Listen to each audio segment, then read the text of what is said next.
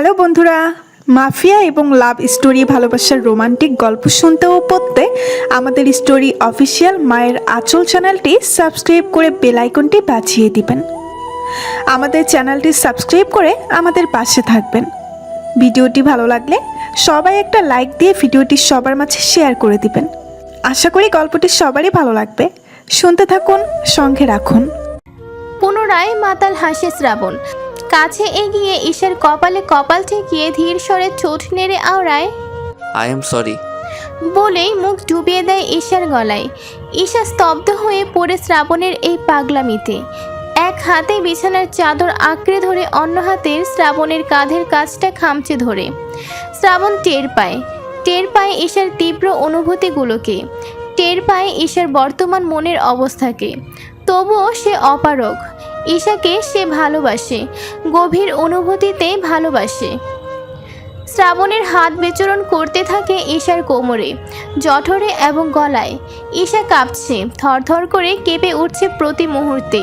শ্রাবণের স্পর্শগুলো ক্রমশ গভীর হচ্ছে, উষ্ণ হচ্ছে দুটো দেহই, একজনেরটা তীব্র অনুভূতিতে, আরেকজনেরটা তীব্র ভয়ে। ঈশা পারছে না নিজের অনুভূতিদের সাথে যুদ্ধ করে কুল পেতে, যার ফলে সে শক্ত করে জড়িয়ে ধরল শ্রাবণকে। জড়িয়ে ধরল শ্রাবণও, নিজের সাথে একদম মিশিয়ে নিতে চাইল তার প্রাণনাশিনীকে। কিছুতেই সে দূরে রাখতে চায় না। হঠাৎ তীব্র বেগে কেঁপে উঠল শ্রাবণের ফোনটা, সেই সাথে অসহ্য করে একটা রিংটন। ঘোর কেটে গেল শ্রাবণের, ছিটকে উঠল সে ঈশাকে ছেড়ে। বালিশের পাশ থেকে ফোনটা তুলতেই দেখল দাদাজানির কল। আর কিছু ভাবার সময় নিল না শ্রাবণ, দ্রুত ফোনটা নিয়ে বেরিয়ে গেল। সকাল 11টা, বাসায় ফিরেছে ঈশা আর শ্রাবণ। তবে এই আসার মাঝের দীর্ঘ সময়টা আর কেউই কারোর সাথে প্রয়োজন ব্যতীত কথা বলতে পারেনি। ঈশা ভয় আর জড়তা নিয়ে পুরোটা সময় পার করেছে। শ্রাবণ অপরাধ বোধে আর মুখ নাড়াতে পারেনি। বাড়িতে ফিরে আর কাউকে তেমন কৈফিয়ত দিতে হয়নি, কারণ রাতে শ্রাবণ সবাইকে জানাতে পেরেছিল তাদের বর্তমান অবস্থা। আসার সময় সে বুড়ো এবং বুড়িকে কথা দিয়ে এসেছে তারা মাঝে মাঝে এসে তাদের সাথে দেখা করে যাবে। বুড়ি আনন্দে তখনও কেঁদেছে। শ্রাবণ এক ধ্যানে চেয়ে থেকেছে বুড়ির কান্না। ঈশা আর তার মাঝে বয়সের পার্থক্যটি ছাড়া আর কোনো ব্যবধান দেখতে পায়নি সে। ড্রয়িং রুমে আসর জমালো ছেলে মেয়েরা, গুরুজনরাও অবস্থানরত। ডাক পড়ল ঈশা আর শ্রাবণের। এসে থেকে আর কেউই নিচে নামেনি এখনো অবধি। তিতির বলল, কি রে ইসুরানি, আর কি দেখা পাবো তার? আফিয়া বেগম আর নূপুর বেগম ডাইনিং টেবিলে নতুন জামাইয়ের জন্য নাস্তার পরে কফি সাজাচ্ছিল। তিতিরের গলা পেয়ে আফিয়া বেগম বললেন। সিঁড়ি ধরে নামছিল শ্রাবণ। মায়ের কথাটা কানে ভাসতেই দাঁড়িয়ে পড়ল সে। কাল রাতের ঘটনা মনে পড়েছে তার। কি থেকে কি করেছে সে নিজেও জানে না। একবার সরি বলা দরকার ছিল ঈশাকে। হ্যাঁ রে তিতির, তোরা আটা দে মা, বললেন নূপুর বেগমও। তখনই এসে হাজির হন মরিয়ম বিবি।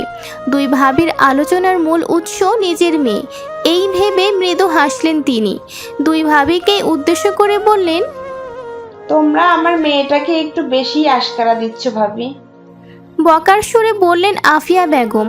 হাসলেন নূপুর বেগম, বললেন, এই কথা আপাকে বুঝাতে বুঝাতে আমি একদিন পাগল হয়ে যাব, দেখো তোমরা।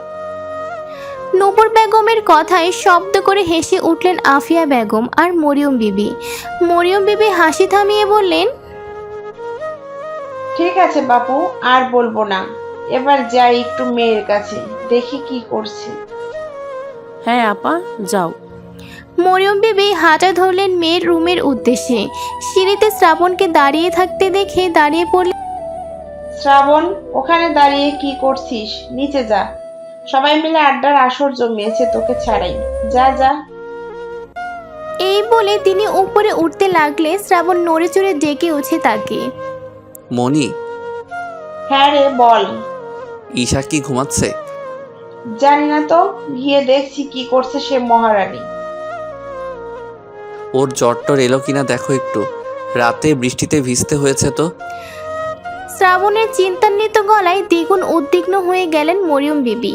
আতঙ্কের সহিত বলে উঠলেন, তাই তো, আমি তো এর কথা ভুলেই গিয়েছিলাম। আর 1 মিনিটও দাঁড়ালেন না তিনি। দ্রুত পায়ে চলে গেলেন মেয়ের ঘরে। কম্বলের নিচে গুটিসুটি হয়ে ঘুমাচ্ছে ঈশা।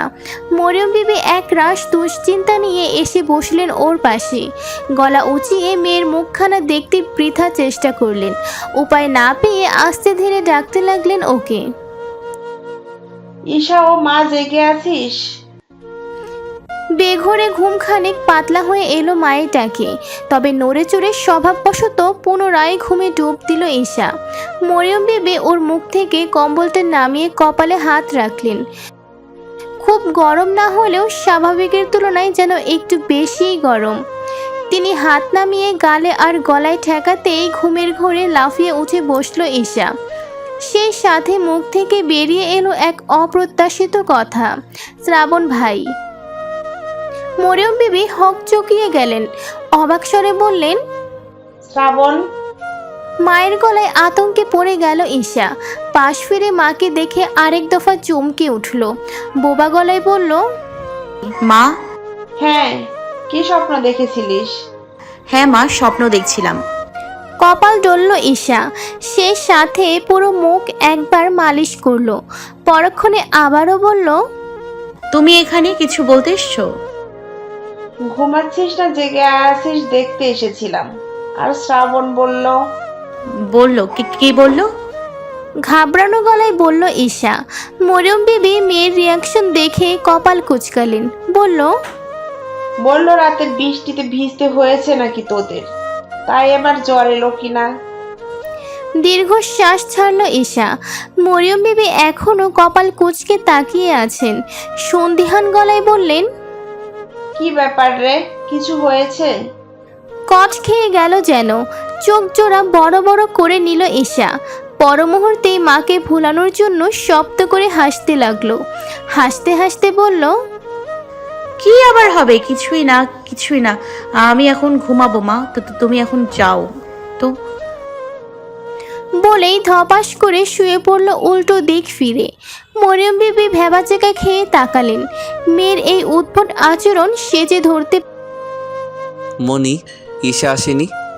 নাস্তার সামনে নিয়ে অন্যমনস্ক হয়ে বসেছিল শ্রাবণ। মাথায় ঘুরপাক খাচ্ছে ঈশার কথা। অশান্তি লাগছে ওকে দেখতে না পেয়ে। তাই হঠাৎ মরিয়ম বিবিকে পেয়ে যেন খানিক স্বস্তি পেল।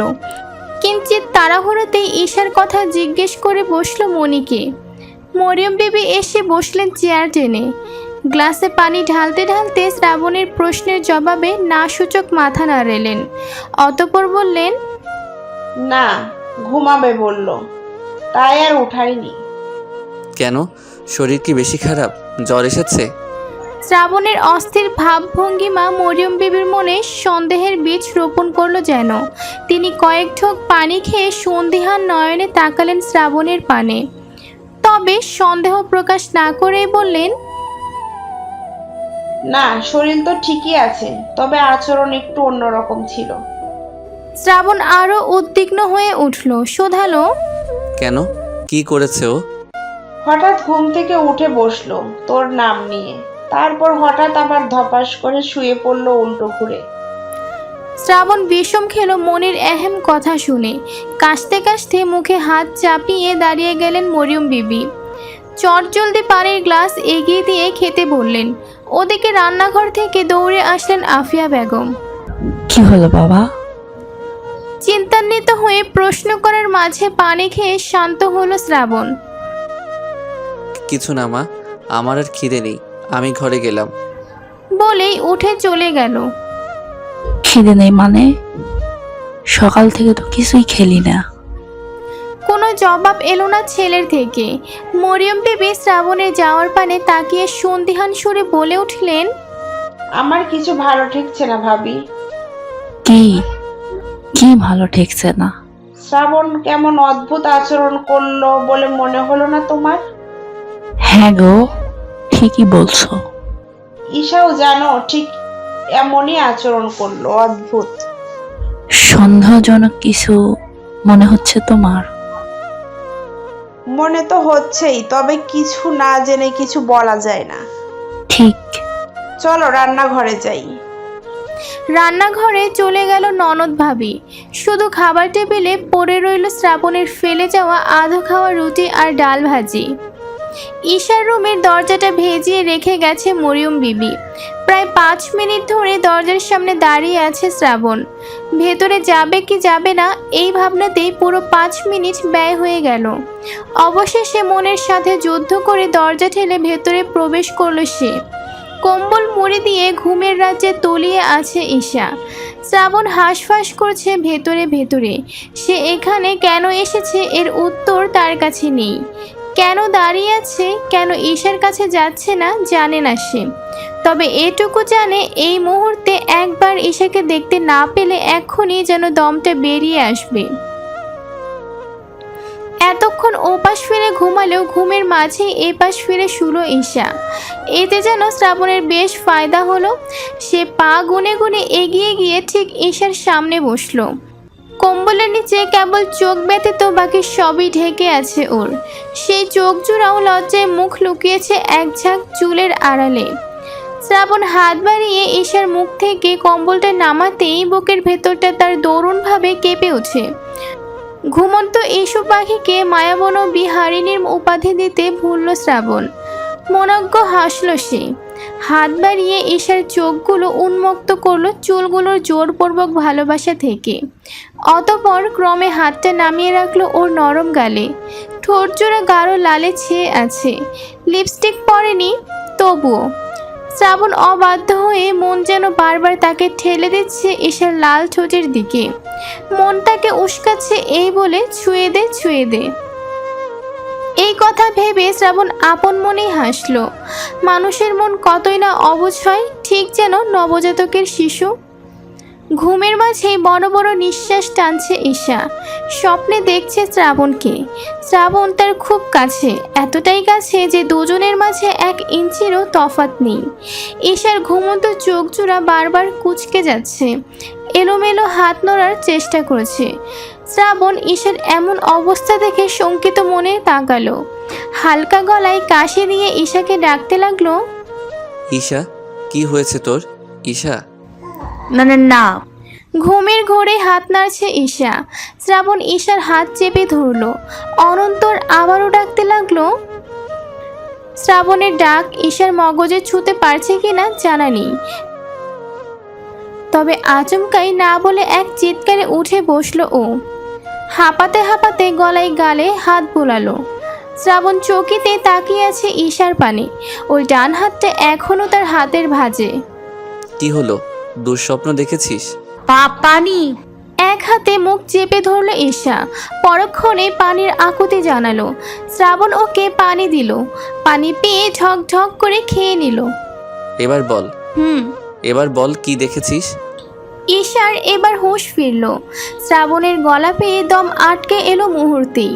চোখ জোড়া বড় বড় করে পাশে ফিরে তাকাতেই একরকম ছিটকে সরে পড়ল দূরে। শ্রাবণ দৃঢ় চাহনিতে এখনো তাকিয়ে আছে। ঈশা ভয়ে মিশ্রিত গলায় বলে উঠল,